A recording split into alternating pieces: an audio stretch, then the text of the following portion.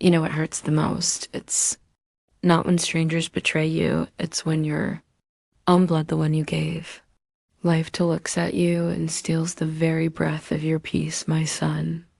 Said to me, Mom, you've worked your whole life. Let me take care of your pension. You deserve rest. And in that moment, I felt proud because what mother doesn't dream of a son who wants to protect her? So I handed him everything, the card, the pen, the power, never realizing I had just signed away not only my savings, but my serenity. But here's the thing, when you rob a mother's heart, you create a storm you can't hide from. He took my pension, but in return, life took his peace.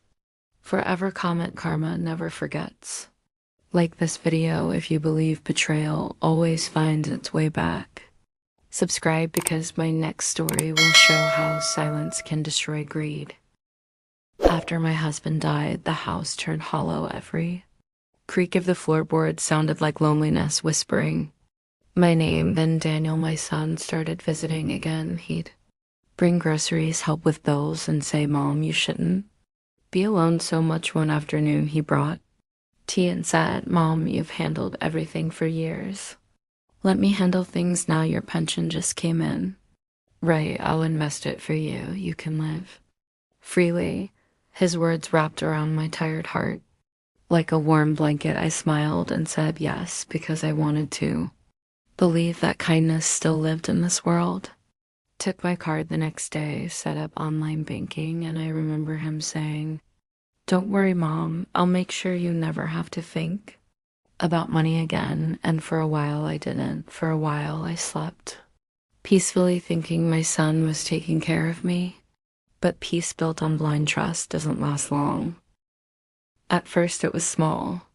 Things he'd cancel plans, avoid eye contact, mumble about being busy. When I'd ask about bills, he'd say I already paid them. Mom, relax. But I could feel something off in the way he said it, short, defensive, like a boy caught hiding something. Weeks later, I got a letter from the electric company, unpaid dues, then another from the gas service. When I asked, he snapped, Mom, stop worrying, you're old, enjoy your time. That night, one couldn't sleep. Something inside me told me to check. So one morning I went to the bank myself. The air smelled of ink and stale coffee. The teller smiled politely until she saw my balance. Her eyes softened, that kind of softness you give to people who are about to break. She said, Ma'am, I'm afraid there's nothing left in this account. I thought I misheard. I asked her to check again, but it was true. Every withdrawal, every transaction had one name written on it, Daniel. For a second, everything blurred. The bank, the noise, the people, gone. All I could hear was my heartbeat, slow, heavy, like a clock counting down the last seconds of my trust. That night, I waited for him to come home. When he walked in, I held out the bank slip. My hands trembled, not from anger, but from heartbreak.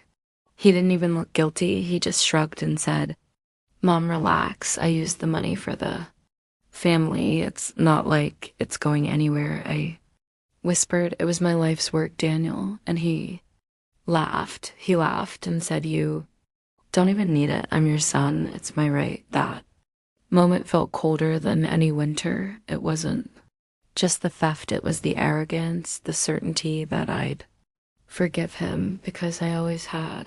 He went to bed. I sat in the living room staring at the quiet walls that had once held laughter, and I realized something painful. I had raised a man who knew how to take but never how to be grateful. By dawn, I'd stopped crying, because tears change nothing, decisions do.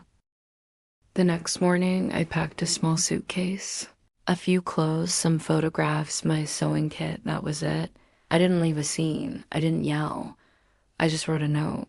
Don't worry about me. You've already taken enough. I moved into a small rented apartment near the sea. The windows rattled when the wind blew, and sometimes the power went out, but it was quiet, peaceful. I began sewing again, something I hadn't done in years. I started an online craft shop, small, humble, but mine. Each order I packed felt like a piece of my spirit coming back to Life then, one afternoon, I received a call from the bank manager. He said, "Gently, Mrs. Daniels, there's a loan under your name. The repayments have been." My stomach turned cold. I asked for the documents, and when I saw them, my heart stopped. The signature was mine, but the handwriting Daniel sat. Day the mother in me died, the woman woke up.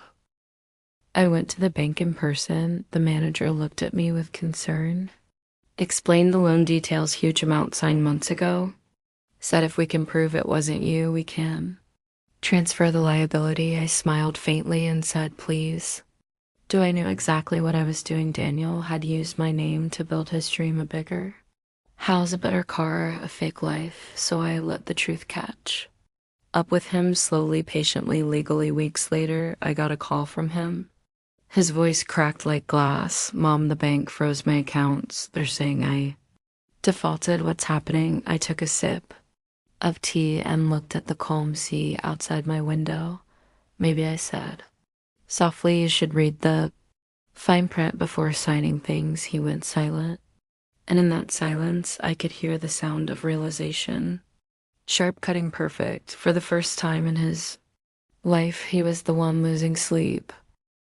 Over the next few months, I heard everything through neighbors, mutual friends, whispers: the house gone, the car repossessed, his wife packed her bags and left.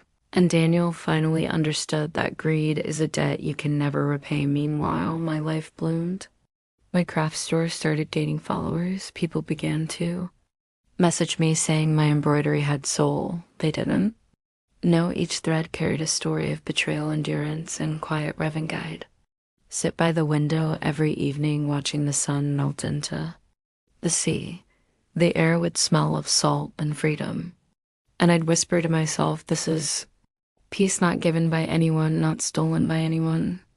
Earned. People sometimes ask me, "Don't you miss your son?" And I tell them I miss the boy I raised, not the man he became. He took my pension, but he lost something money can't buy: peace, sleep, and a mother's love. And that, my dear, is a price no thief can afford. If you're watching this right now and someone has taken advantage of your kindness, don't fight. Fire with fire. Sometimes the best revenge is peace. Let time do its job, because when life wants to teach lessons, it never fails. Its students come at peace is my revenge. Like this video if you believe karma always collects its debt. Subscribe, because next time I'll tell you how forgiveness became the loudest revenge I ever took.